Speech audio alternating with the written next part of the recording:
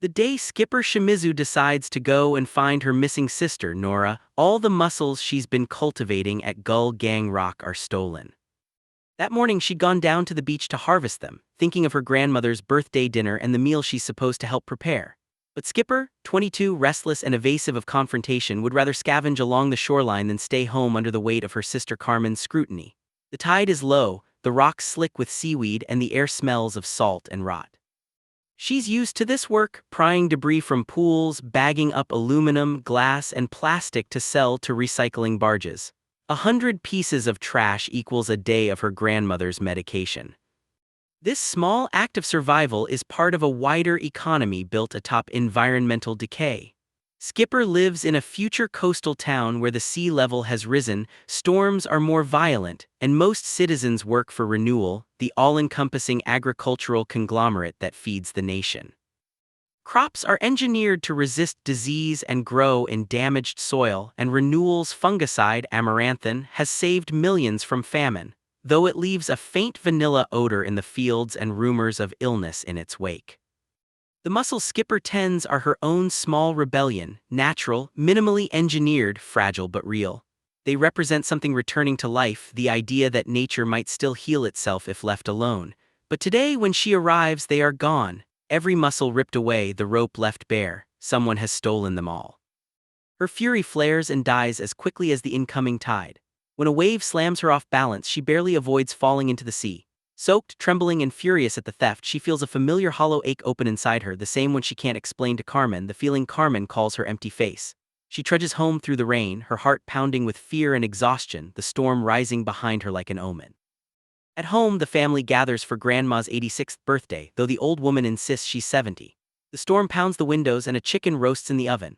The household is small now, Grandma in her chair, mind flickering between lucidity and confusion, Carmen, sharp and organized, the practical middle sister, Uncle Tot, their easygoing uncle who appears for dinner and drinks until midnight, and Skipper, the youngest, rootless and restless. The family talks as they eat, about the rising price of seeds, about Renewal's new products, about a farmer fined for planting old stock. Carmen, ever the loyal company worker, argues that strict control is necessary. Uncle Tot insists people should be free to grow what they want. Skipper listens quietly, sipping hot cider, her thoughts elsewhere, on Nora, the oldest sister, gone now for over 2 months. Nora left home a decade ago to study and work in the city, taking a job at a Renewal research lab testing agricultural products. She was brilliant, private, and increasingly distant, returning home for holidays only rarely. Her last message came not from her but from a colleague, John, Ph.D., informing the family that Nora had vanished. Her last paycheck had bounced. Her things remained in her lab locker, a scarf, a sunflower teapot, and a chipped mug with bees, the same one Skipper painted for her in art class years ago.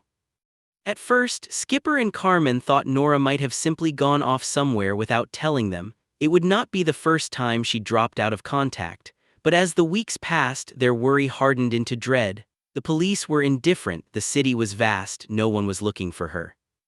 Carmen responded to the situation as she always does, methodically, rationally, efficiently. She reached out to the authorities, wrote to Nora's friends, and tried to arrange for Nora's belongings to be shipped home until the freight cost proved exorbitant. Skipper, sentimental, clung to the idea that Nora's belongings meant something, that the mug with the bees, kept all these years, was proof Nora hadn't abandoned them. Now, as the storm howls outside, Skipper realizes Carmen has written to John again, authorizing him to dispose of Nora's possessions. The casual finality of it makes Skipper's chest tight. To Carmen, it's practical. To Skipper, it's a betrayal. You can't act like everything's normal, she protests. But Carmen has already moved on to the next topic, as if worrying about Nora is an indulgence. Over dinner, the family's tension simmers. Skipper asks about Carmen's girlfriend, Ollie, only to learn they've broken up. She wonders if it's because of her. After all, she once blackmailed Ollie into canceling a deal to sell their boat behind Carmen's back. The boat is another fault line between the sisters. It was once a shared dream built together from scavenged wood and old parts. Now it's Skipper's livelihood and sanctuary, and Carmen sees it as a liability. As thunder shakes the walls, Grandma drifts between memories, recalling the time she and her late husband drove up to the city during a famine with a carload of corn and beans. For a moment her voice is strong again, and Skipper glimpses the formidable woman who raised them after their mother died. But then Grandma's eyes cloud over and the story fades. Dinner ends in uneasy quiet. The rain hasn't let up. The house creaks in the wind. Skipper looks around at her family, their familiar faces, the small circle of light cast by the candles, and feels suffocated. She blurts it out before she can stop herself. "I'm going up to the city, I'll find her." Carmen stares incredulous. "You can't sail that far alone." But Skipper can. She's been making short trips for years to the floating garbage patch offshore to nearby ports for supplies. The city is farther, yes, but reachable. She can follow the coast, stop to rest, wait out storms. The decision fills her with a fierce sense of purpose. For weeks she's been paralyzed by fear and helplessness. Now finally she can do something. Carmen protests that it's reckless, that Nora probably just quit her job, that Skipper is overreacting. Uncle Tot cautions her about the weather, reminding her of the storm 11 years ago when the sisters nearly drowned. But Grandma, half asleep at the table, says nothing. When Skipper insists, Carmen accuses her of having ulterior motives, of refusing to sell the boat, of using this as an excuse to justify keeping it. And though Skipper denies it, part of her knows Carmen isn't entirely wrong. The boat is her only freedom, her only claim to herself. To give it up would be to give up everything. The argument ends unresolved, but inside Skipper something has shifted. The world outside may be collapsing, storms worsening, crops failing, seas rising, yet she feels a strange clarity. She will go, she will find Nora, or at least find out what happened. That night, as the storm continues, Skipper lies awake listening to the house groan under the wind. She hears Grandma wandering in the hall, murmuring to herself, and remembers all the years she's spent here. The sleepless nights helping her back to bed, the endless routine of pills, laundry, cooking, collecting trash, scraping by. The next morning, she'll prepare her boat, the vessel she built with her sisters, once a symbol of shared hope, now hers alone. She'll pack provisions and maps, mend the sail, and time her departure for the next calm tide. Her family won't understand. Carmen will argue until the end, and Grandma will forget she's gone an hour later. But none of that matters now. The sea is calling, the horizon beckons, and somewhere beyond the storm and the ruined coast, Nora is waiting, or the truth of what happened to her is. Thematic core. At its heart, Skipper is a story about sisterhood, loss, and the weight of survival in a collapsing world. It takes place in a near-future coastal town struggling to adapt to ecological disaster and corporate control. The three Shimizu sisters, Nora, Carmen, and Skipper, each embody a different response to that world. Nora's intellectual escape, Carmen's pragmatic conformity, and Skipper's restless yearning for freedom. Nora, once the family's North Star, has become a ghost, a reminder of everything that's slipping away. Carmen clings to order and the rules of a system she knows is unjust but necessary. Skipper exists between them, haunted by both longing and inertia. Her decision to set sail becomes an act of rebellion, not only against her family's paralysis, but against the entire system that has trapped them all.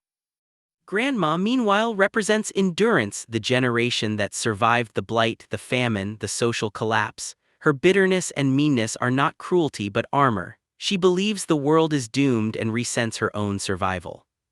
The disappearance of the mussels at the story's opening mirrors the disappearance of Nora. Both vanish without trace, leaving behind only questions. The theft marks a turning point, pushing Skipper from passivity into motion. In a world defined by scarcity, loss, and reclamation, she chooses to reclaim something of her own, agency. World and setting.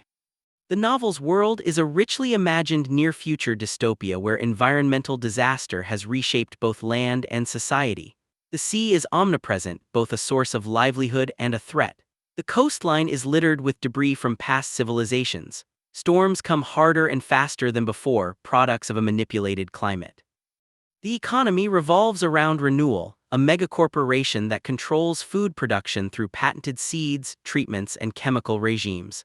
Their fungicide, amaranthine, saved humanity but poisoned its independence. The people of Skipper's town depend on Renewal for their survival, even as they quietly resent its reach.